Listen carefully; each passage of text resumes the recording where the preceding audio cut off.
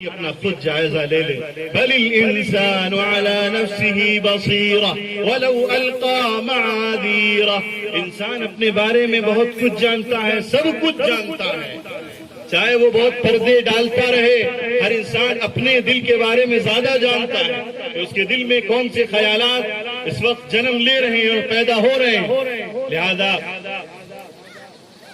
جس مدرسے میں فاطمۃ الزہرا، جامعہ فاطمۃ الزہرا میں جن بچیوں کی تربیت ہو رہی ہے، جن کو دینی تعلیم دی جا رہی ہے، اس ادارے کے ذمہ داران بڑے ہی مبارکباد کے مستحق ہیں.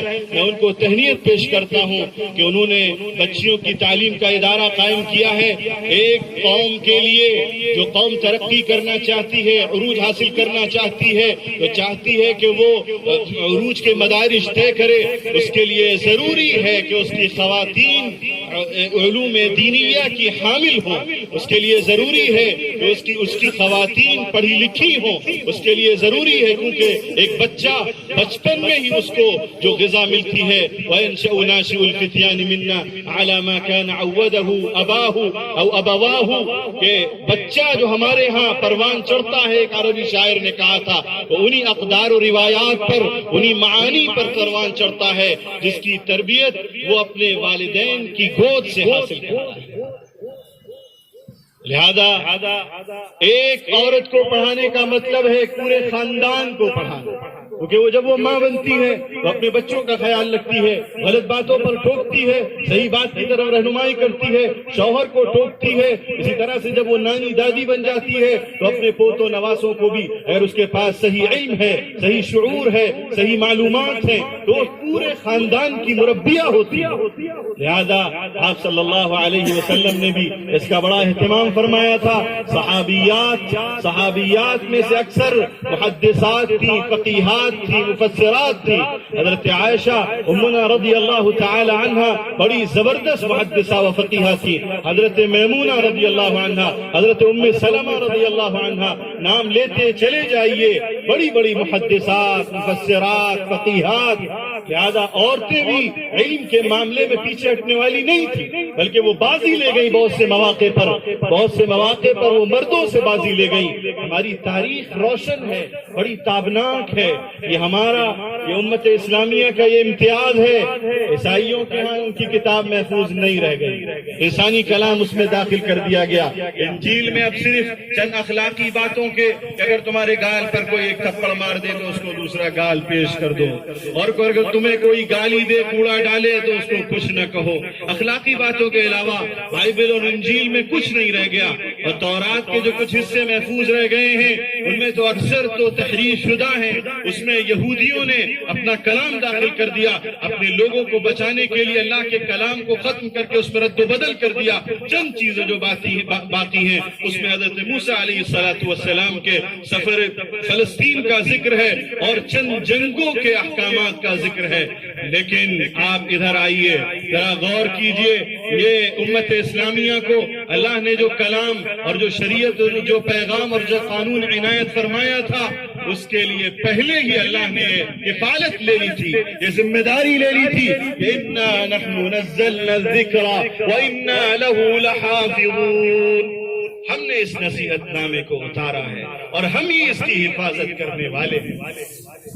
اللہ نے قرآن کریم کو اتارا اور قرآن کریم آج تک 1450 سال ہو گئے بغیر کسی تبدیلی کے، بغیر کسی تغیر اور تحریف کے.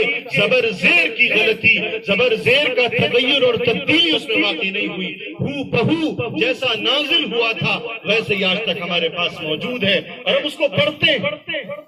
اللہ کے نبی صلی اللہ علیہ وسلم کے ذریعے سے جو احادیث منقول ہوئی، محدثین اعظام نے ان کی تنقید فرمائی، ان کی تہذیب فرمائی اور اپنی زندگیاں اس کے لیے تج دی. بڑی جافشانی سے ان احادیث کو مہذب اور منقح اور صاف ستھری شکل میں، کتابوں میں مدون شکل میں، بالکل جیسے ابواب و فصول کے ساتھ آپ کے سامنے اس طور پر پیش کر دیا کہ آپ ایک ایسی امت ہیں جو بھی کسی دوسری امت کی طرف نظر اٹھانے کی اس کو ضرورت نہیں ہے، بلکہ آپ دینے والی امت ہے، آپ عطا کرنے والی امت ہے، آپ دوسری قوموں اور ملتوں کے لیے رہبر ہیں، رہنما ہیں۔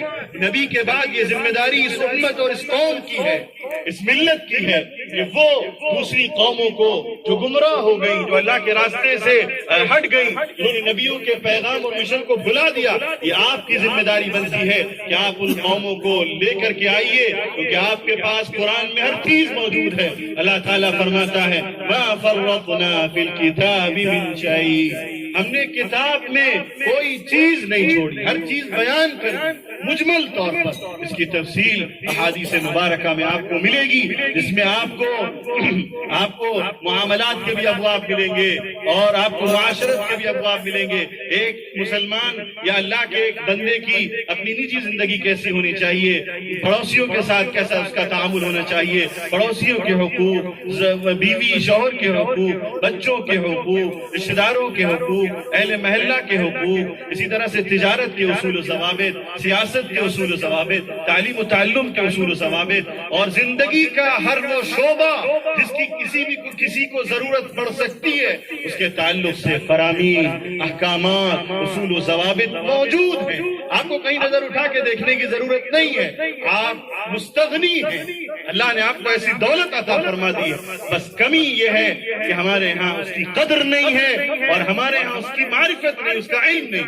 لہذا میرے عزیزوں، اس علاقے کے لوگوں، اس بات کی کوشش کیجئے، یہ تہیہ کیجئے کہ اپنے بچوں کو قرآن کریم کی تعلیم دینی ہے، اپنی بچیوں کو قرآن کریم پڑھانا ہے، اس کے لیے ان کو وقف کرنا ہے۔ یہ بچے آپ کے لیے آخرت کا سامان بنیں گے۔ آپ مثال کے طور پر بچے کو انجینئر بناتے ہیں، ذہن میں ایک خاص تصور ہوتا ہے، الا ماشاء اللہ، ایک تصور ہوتا ہے کہ یہ کما کے لائے گا، اس کو ڈاکٹر بناؤں گا تو خوب کمائے گا، انجینئر بناؤں گا تو خوب کمائے گا، فلاں چیز فلاں ڈگری اس کو حاصل ہو جائے گی تو خوب پیسہ لے کر کے آئے گا، عیش و عشرت کی میں زندگی گزاروں گا۔ بچے کو آپ نے کماؤ مشین سمجھا؟ یہ بچہ کمائے گا، لائے گا، آپ پر لگائے گا، پھر ایک عمر اس کی ایسی ہوگی جب اس کے اپنے بال بچے ہوں گے تو سوچے گا باپ نے تو مجھے صرف اس لیے پڑھایا لکھایا تاکہ میں کماؤں اور لاؤں، تاکہ وہ راحت سے رہ سکے۔ ہو سکتا ہے کچھ بچے ایسے ہوں جو آپ کا خیال رکھیں، بڑھاپے میں اکثر ایسے ہوتے ہیں جو کہتے ہیں کہ صاحب ان کی عمر پوری ہوئی، ان کو چھوڑ دو، وہ گھروں میں بیچارے پڑے رہتے ہیں، بچے شہروں میں نکل جاتے ہیں، اپنی زندگی گزارنے لگتے ہیں۔ اسی طرح سے مرنے کے بعد وہ بچہ جس کو آپ نے قرآن سے روشناس نہیں کرایا، اس کو آپ نے حدیث سے روشناس نہیں کرایا، اس کو آپ نے حضور صلی اللہ علیہ وسلم کے حقوق سے روشناس نہیں کرایا، وہ آپ کی قبر پر فاتحہ پڑھنے تک نہیں آتا۔ لیکن اس کے مقابلے میں اگر آپ اپنے بچے کو قرآن کریم پڑھاتے ہیں، حدیث نبویہ سے آشنا کراتے ہیں، اس کی تعلیم دلواتے ہیں، تو وہ بچہ ہمیشہ اس کے اندر یہ اس کا لحاظ رہتا ہے کہ قرآن کریم میں یہ بات فرمائی گئی وَقَضَى رَبُّكَ أَلَّا تَعْبُدُوا إِلَّا إِيَّاهُ وَبِالْوَالِدَيْنِ إِحْسَانًا۔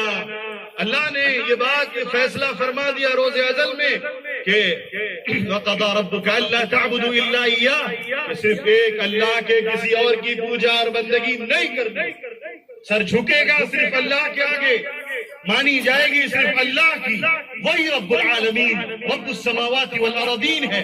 اور اس کے بعد جو بات فرمائی فوراً وہ وَبِالْوَالِدَيْنِ إِحْسَانًا، والدین کے ساتھ حسن سلوک، کہ ان میں سے اگر کوئی دونوں میں سے کوئی اگر بڑھاپے کی عمر کو پہنچ جائیں وَلَا تَقُلْ لَهُمَا أُفٍّ وَلَا تَنْهَرْهُمَا، ان کو اف تک مت کہو، ان کو جھڑکو نہیں، گھوسٹ ہو گئے، پتہ نہیں کیا بات کرتے ہیں، آپ کو تو سمجھ میں نہیں آتا۔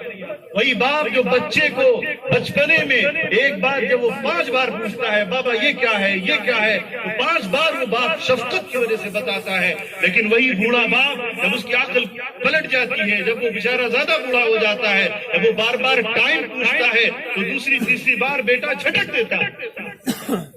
لہذا حدیث شریف میں فرمایا گیا اذا مات ابن آدم انقطع عمله الا من 3: صدقة جارية او علم ينتفع به او ولد صالح يدعو له۔ کہ جب ابن آدم کوئی انسان کوئی مسلمان مر جاتا ہے تو اس کے اعمال کا رجسٹر بند کر دیا، اعمال ختم ہو جاتے ہیں. اب وہ نہ نماز پڑھ سکتا ہے، نہ روزہ رکھ سکتا ہے، نہ حج کر سکتا ہے، نہ نوافل ادا کر سکتا ہے. اعمال کا رجسٹر کلوز، بند. لیکن 3 چیزیں ایسی ہیں جن کی وجہ سے اس کا میٹر جاری رہتا ہے. وہ کیا ہیں؟ صدقہ جاریہ. پہلی چیز صدقہ جاریہ. اس نے کہیں کنواں کھدوا دیا، اس نے کہیں مسجد تعمیر کرا دی، اس نے کسی دینی مدرسے میں تعاون کیا، اس نے کہیں پر آپ کے ٹھنڈے پانی کا انتظام کر دیا. ایسا کوئی صدقہ جاریہ جس کی وہ نیت کرے، اس میں اس کا میٹر مرنے کے بعد بھی حسنات کا، نیکیوں کا میٹر جاری رہتا ہے. دوسری چیز، اس نے کوئی کتاب لکھی، او علم ينتفع به، ایسا کوئی علم وہ چھوڑ کر کے جائے جس سے آنے والی نسلیں فائدہ اٹھائیں. میرے عزیزوں، اگر آپ اپنے بچے کو قرآنی اور دینی تعلیم دیں یا آپ کچھ بچے تیار کر دیں، اس میں بہت زیادہ مبارکباد اور قابل فخر ہیں وہ حضرات جو بچوں کو قرآن کریم پڑھاتے ہیں، وہ قراء، وہ اساتذہ، وہ علماء اور وہ محدثین جو بچوں کو قرآن اور حدیث پڑھاتے ہیں. ان کے مرنے کے بعد بھی بچہ جو عمل کرتا ہے، دوسروں تک بات پہنچاتا ہے. آج میں آپ کے سامنے یہ گنہگار بندہ اللہ کی جو بات، رسول اللہ کی جو بات کر رہا ہوں، میرے وہ اساتذہ کرام یا میرے والدین جو حیات ہیں، جو اساتذہ حیات ہیں اور جو گزر چکے ہیں، ان کو میرے اس ذکر کرنے کا، اس بیان کا، اللہ کے پیغام کی تبلیغ کا ان کو ثواب پہنچ رہا ہے، ان کا میٹر جاری. تیسری چیز کیا ہے؟ او ولد صالح يدعو له، یا نیک اولاد جو اس کے لیے دعا کرتی ہے. اولاد نیک ہو، اس کی صحیح تربیت ہو، اس کی صحیح تعلیم ہو، اس کو ربانی اور الہی تعلیم دی جائے، اس کو سب سے پہلے رسول اور رسول اللہ، اس کو سب سے پہلے خدا اور خدا کے رسول سے آشنا کرایا جائے، اس کے دل میں ان کی محبت بٹھائی جائے، اس کے دل میں اللہ کی ربوبیت اور الوہیت کا صحیح یقین بٹھایا جائے، رسول اللہ صلی اللہ علیہ وسلم کی سچی محبت اور عقیدت بٹھائی جائے. صالح تربیت کریں گے تو موت کے بعد بھی یہ کام آئے گا، اور اگر آپ اس کی اچھی تربیت نہیں کریں گے، ذہن میں کچھ اور ہوگا، تو قیامت کے روز یہ بات یاد رکھیے، یہی آپ کا معصوم اور آپ کا محبوب جس کے لیے آپ جان چھڑکتے تھے، جس کے اوپر اللہ کے حضور گواہی دے گا آپ کے خلاف کہ میرے اے اللہ، اے رب العالمین، یہ میرا باپ ہے جس کے پاس اختیار تھا، اس نے مجھے تیرے کلام سے محروم رکھا. عزیزوں، بہت غور کرنے کی بات، بہت سوچنے کی بات ہے. نبی کریم صلی اللہ علیہ وسلم نے قرآن کریم میں جیسے آپ کے حوالے سے بات فرمائی گئی ہے کہ وقال الرسول یا ربی ان قوم اتخذوا هذا القرآن مهجورا. قیامت کے دن اللہ کے نبی صلی اللہ علیہ وسلم اللہ کے حضور یہ شکایت کریں گے امت کی. امت کا حال اس وقت یہی ہے کہ امت کو قرآن سے کوئی لینا دینا، امت غافل ہو چکی. کاروبار، دنیا داری، باتیں اور مجلسیں، چائے قہوہ خانے، غیبتیں، طرح طرح کی بیماریاں امت میں پیدا ہو چکی. پھر ہم انتظار کرتے ہیں اللہ کی نصرتوں کا، اللہ کی مدد کا، اللہ کی عنایتوں کا. مسلمانوں کے اندر اس وقت جو برائیاں پیدا ہو گئی ہیں ان کے ازالے کی ضرورت ہے. لہذا اللہ کے حضور، اللہ کے رسول کوئی اور نہیں، اللہ کے رسول شکایت درج کرائیں گے اور کہیں گے وقال الرسول یا ربی ان قوم اتخذوا هذا القرآن مهجورا. اے اللہ، میری اس قوم نے قرآن کو پس پشت ڈال دیا، چھوڑ دیا، بھلا دیا. کہیں ہم ان لوگوں میں نہ ہو کہ جن کی شکایت حضور کریں. حضور نے اگر شکایت کی تو آپ سمجھ لیجئے کہ ان کی شکایت کے بعد اللہ کا غیظ و غضب ہی بھڑکے گا اور انجام بڑا ہی خطرناک ہوگا. تو میرے عزیزوں، علم کی اہمیت، خاص طور پر علم دین کی اہمیت بہت زیادہ ہے. اب اس کے بعد میں ایک اہم موضوع جو اس وقت مسلمانوں میں چل رہا ہے کہ مسلمانوں کے یہ حالات کیوں ہیں، مسلمانوں پر اتنے مظالم کیوں ہو رہے ہیں، مسلمانوں کے پر اللہ کی نصرت اور مدد کیوں نازل نہیں ہوتی، مسلمانوں کو کامیابی اور ترقی کیوں نہیں ملتی، ان کے ساتھ اتنے مسائل کیوں ہیں۔ یہ تو اللہ کا نام لیتے ہیں، اللہ کا نام جپتے ہیں، اس کے آگے سجدہ کرتے ہیں، اور یہ مسجدوں میں جاتے ہیں، روتے ہیں، گلگلاتے ہیں، یہ عمرے بھی کرتے ہیں، یہ حج بھی کرتے ہیں، یہ سب کچھ کرتے ہیں، اس کے باوجود حالات کیوں نہیں بدل رہے؟ میں آپ کو یہ بات بتا دینا چاہتا ہوں کہ قرآن کریم کا ایک اصول ہے، اللہ تعالیٰ نے یہ بات فرما دی، یا ایھا الذین آمنوا اذا لقیتم فئۃ فاثبتوا واذکروا اللہ کثیرا لعلکم تفلحون واطیعوا اللہ ورسولہ ولا تنازعوا فتفشلوا وتذهب ریحکم واصبروا ان اللہ مع الصابرین۔ اے ایمان والو، جب تمہارا کسی سے مقابلہ ہو، کسی جماعت سے، کسی گروہ سے، جب تمہارا کمپٹیشن ہو، جب دوسرے فرقے، دوسری قومیں اور دوسری جماعتیں تمہیں اپنے مقابلے میں لے کر تمہیں شکست دینے، تمہیں ہرانے کا عزم کر لیں، تہیہ کر لیں، باطل طاقتیں تمہیں اپنے خلاف، تمہارے خلاف محاذ بنا لیں، تمہیں کچلنے کے پورے انتظامات کر لیں، تو یہ بات یاد رکھو، پہلا اصول کیا ہے؟ اذا لقیتم فئۃ فاثبتوا، تو اپنے موقف پر ڈٹ جاؤ، جم جاؤ، ثبات کا مظاہرہ کرو، استقامت کا مظاہرہ کرو۔ ان الذین قالوا ربنا اللہ ثم استقاموا تتنزل علیہم الملائکۃ الا تخافوا ولا تحزنوا وابشروا بالجنۃ التي کنتم توعدون۔ جنہوں نے یہ بات کہی کہ ہمارا رب اللہ ہے، پھر وہ اس پر ڈٹ گئے، جم گئے، کسی کے آگے ہمارا سر نہیں جھکے گا سوا اللہ کے، تو ان پر فرشتے نازل ہوتے ہیں، اللہ کی رحمت نازل ہوتی ہے، اور فرشتے نازل ہوتے ہیں یہ خوشخبری دیتے ہوئے کہ غم نہ کرو، خوف مت کھاؤ، اور اس جنت کی خوشخبری لو جس کا تم سے وعدہ کیا جاتا ہے۔ تو اذا لقیتم فئۃ فاثبتوا، اگلی چیز واذکروا اللہ کثیرا لعلکم تفلحون، کثرت سے اللہ کو یاد کرو، اللہ کا ذکر کرو، اللہ کا دھیان کرو، اور اللہ سے لو لگاؤ تاکہ تم کامیاب ہو جاؤ۔ اس کے بعد تیسرا اصول کیا ہے؟ وَأَطِيعُوا اللَّهَ وَرَسُولَهُ وَلَا تَنَازَعُوا، وَأَطِيعُوا اللَّهَ وَرَسُولَهُ، اللہ اور اس کے رسول کی اطاعت کرو۔ اطاعت صرف نماز میں نہیں، اطاعت صرف روزے میں نہیں، اطاعت صرف زکوٰۃ اور حج میں نہیں، اطاعت میراث کے مسئلے میں، اطاعت جو ہے وہ بیوی کے حقوق کے مسئلے میں، اطاعت بچوں کے حقوق کے مسئلے میں، اطاعت پڑوسی کے حقوق کے مسئلے میں۔ ایک صاحب بڑے تہجد گزار ہیں، بڑے نمازی ہیں، بڑے اللہ والے ہیں، بڑے روزے دار ہیں اور بڑے نوافل گزار ہیں، لیکن صاحب پڑوسی سے تعلقات اچھے نہیں، پڑوسی غریبوں اور یتیموں اور بیواؤں کے ساتھ ان کا سلوک اچھا نہیں، کسی فقیر کو، کسی غریب کو دیکھتے ہیں تو جھڑک دیتے ہیں، اما السائل فلا تنہر۔